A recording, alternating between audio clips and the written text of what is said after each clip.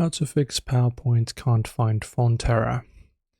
You're getting ready to finish up a presentation, you hit save, and suddenly PowerPoint throws an error saying it can't find a missing font, or that some fonts cannot be saved with the deck. It's a super annoying glitch that usually happens when slides are copied over from older templates or different operating systems.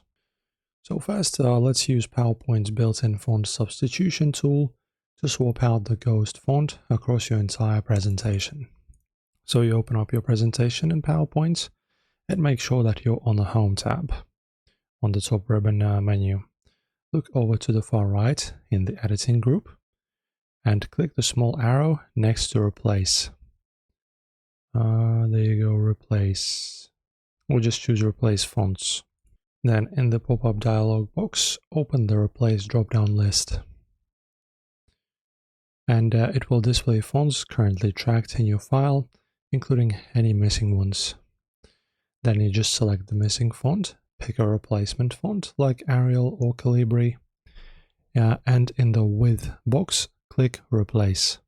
Now, what if you get an error saying fonts cannot be saved because of embedding restrictions? So let's adjust your file saving settings to bypass the lock. So click on File.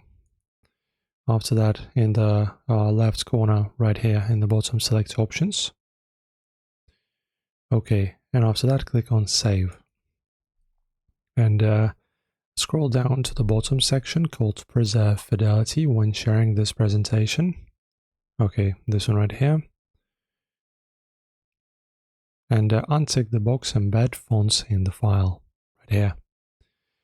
And press OK to save the changes. And this stops PowerPoint from complaining about missing font licenses. And that is it. Enjoy.